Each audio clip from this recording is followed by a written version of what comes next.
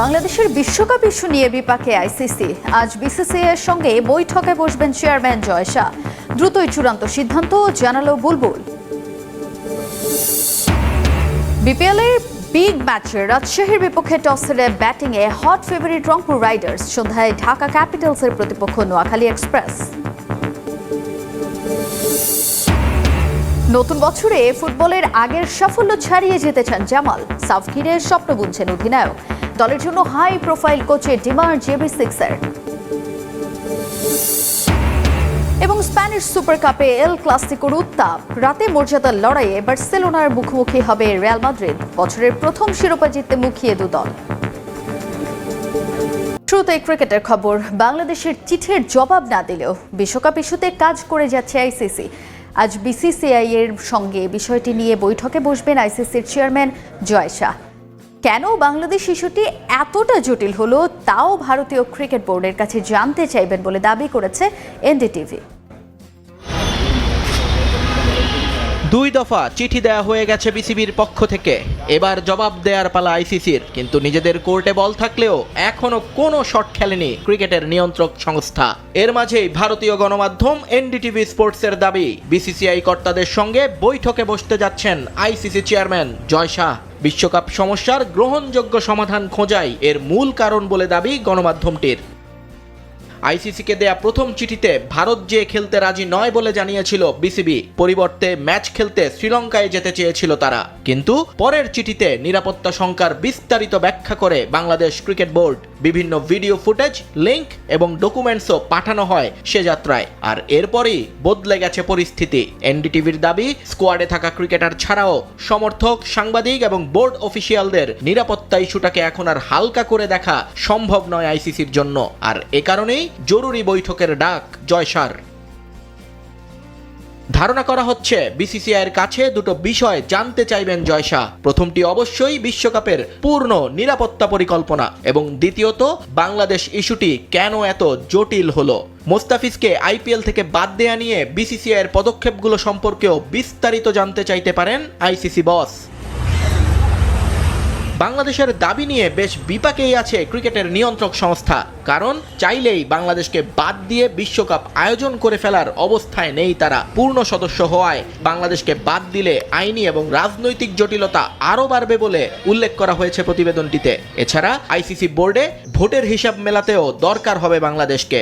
এই মুহূর্তে বাংলাদেশকে বাদ দিলে এশিয়ান ক্রিকেট কাউন্সিলে যে জটিলতা তৈরি হবে সেটা মেটাতেও ঝামেলা পোহাতে হবে আইসিসিকে। তাই দুই দেশের উত্তেজনা কমিয়ে একটা সম্মানজনক সমাধান খুঁজছেন জয় শাহ। আইপিএলে ফ্র্যাঞ্চাইজি ও বিসিসিআই এর সিদ্ধান্তই চূড়ান্ত। তবে দল নেয়ার পর এভাবে মুস্তাফিজকে বাদ দেওয়ার সিদ্ধান্ত দুঃখজনক, এমনটা জানিয়েছেন ইংল্যান্ডের বিশ্বকাপ জয়ী অলরাউন্ডার মঈন আলী। ক্রিকেট যেখানে দেশগুলোর মাঝে ভালো সম্পর্ক গড়ার কথা, সেখানে বৈরিতা দেখা যাচ্ছে ক্রিকেট খেলুড়ে দেশগুলোর মাঝে, যা কাম্য নয় বলে মন্তব্য করেন তিনি। একটা কথা খুব প্রচলিত, ভদ্রলোকের খেলা ক্রিকেট, যে খেলাটায় বল বয় থেকে মাঠকর্মী, সতীর্থ থেকে প্রতিপক্ষ সবাইকে দেখা হয় সম্মানের চোখে। ক্রিকেটের মাধ্যমে বন্ধুত্ব গড়ার চেয়ে বাড়ছে দূরত্ব, মাঠের উন্মাদনা ছিমিয়ে উত্তাপ বাড়ছে সীমান্তে। বাংলাদেশ ও ভারতের মধ্যেও তৈরি হয়েছে মাঠের বাইরের রাজনীতি। বিশ্বকাপ খেলতে ভারতে যাওয়া না যাওয়া বাংলাদেশের সিদ্ধান্ত। তবে দুই দেশের রাজনীতি ক্রিকেটকে প্রভাবিত করাটা পছন্দ না মঈন আলীর।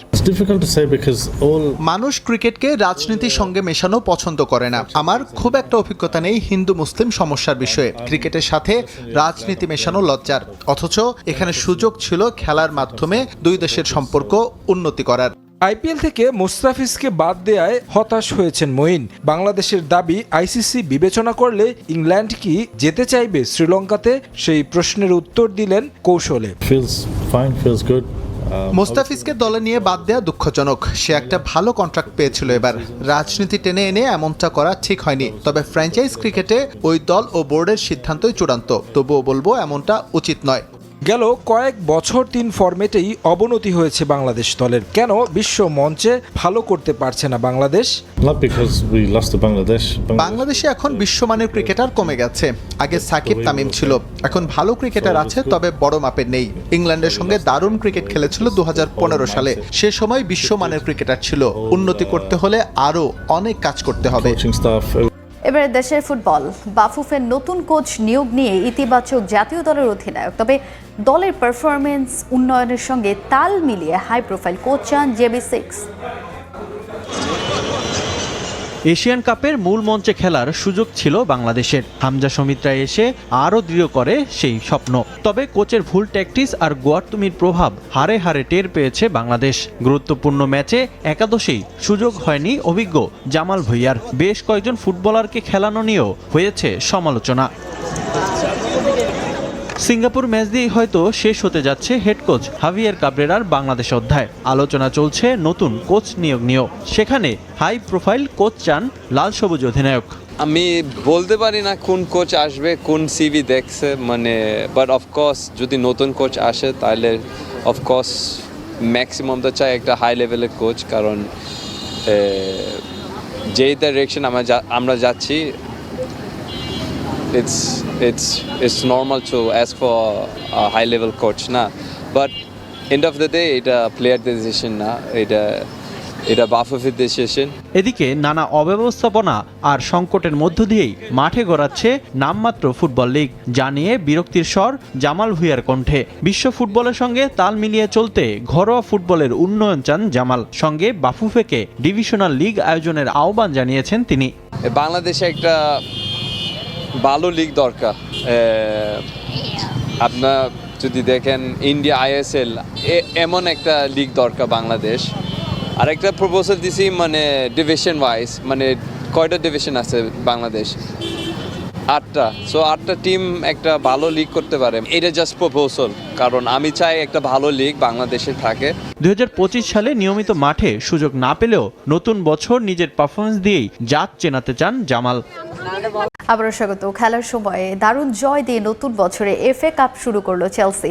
চার্লটকে 5-1 গোলে উড়িয়ে দিয়েছে লিয়াম রোজনিয়ারের শিষ্যরা। আর এক ম্যাচে টটেনহামকে 2-1 গোলে হারিয়েছে অ্যাস্টন ভিলা। প্রথম ম্যাচে চেলসি কোচ মাঠে নামান দ্বিতীয় সারির দল।